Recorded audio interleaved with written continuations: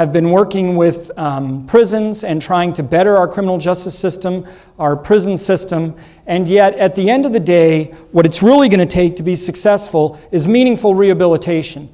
And to me, when I started thinking about that, what does that require? And two words came to mind for me, and that was redemption and hope. Because I think you have to have both of those. But first you have to believe that redemption is possible. And sometimes it's easy to say it's not. Sometimes it's easy to say, well, there's just no hope for these folks. And yet, when I looked at some of the definitions of redemption, it started to restore my hope. Redemption is the recovery of something mortgaged. And in the criminal justice system, we're talking about actual lives. Actual people who have now been locked up, possibly for the rest of their lives.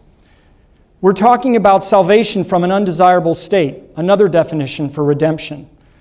We would all agree that being in prison is one of the ultimates in terms of failure, being incarcerated, being hopeless. And finally, payment of an obligation. I would be the first one to tell you that there have to be consequences for crime.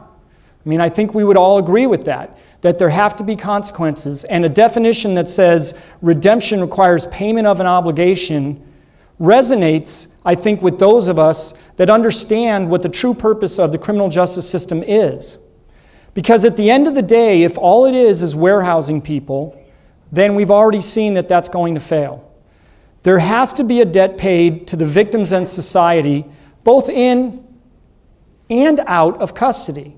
Probably the most succinct way I heard this phrased was a person who had served life. He had committed a drive-by shooting when he was 19 in the Oakland area. And he was a gang member. He shot a rival gang member. He went to prison. He was serving 27 years. About 2 years ago, he was given a parole date, went to the parole board, and he told them, I'm a different person. I've been through many programs within CDCR, but finally it was my own self-triggering mechanism and insight into what I had done and the impact I had been, and that I'm now a different person. Which of us is the same 30 years later? And so this gentleman told the parole board, I'm going to be paying for what I did my entire life. The only choice you have is whether I'm going to pay in custody or you're going to let me pay out of custody. And he's now running a program to help young men in Oakland stay out and get out of gangs. So he's been successfully paroled. We've got to have hope, and the definitions that I looked at for this, again, fit the context. Confidence in the fulfillment of expectations. That means the individual first has to seek redemption for themselves. We can throw all the programs we want at inmates, but until they decide within themselves that they're going to change, those programs are wasted. So it's finding the programs that are the trigger for that individual. Hope is the anticipation of promises unseen. And what I mean by that is we have to give them meaningful opportunities for rehabilitation. We just can't say we're going to do that. And finally, belief in the realization of potential. And that is when they are released, allowing them to successfully reintegrate and making a way for that to happen so that they don't come back in that revolving door cycle. Redemption is possible. I think we can stop this cycle. I think it's possible.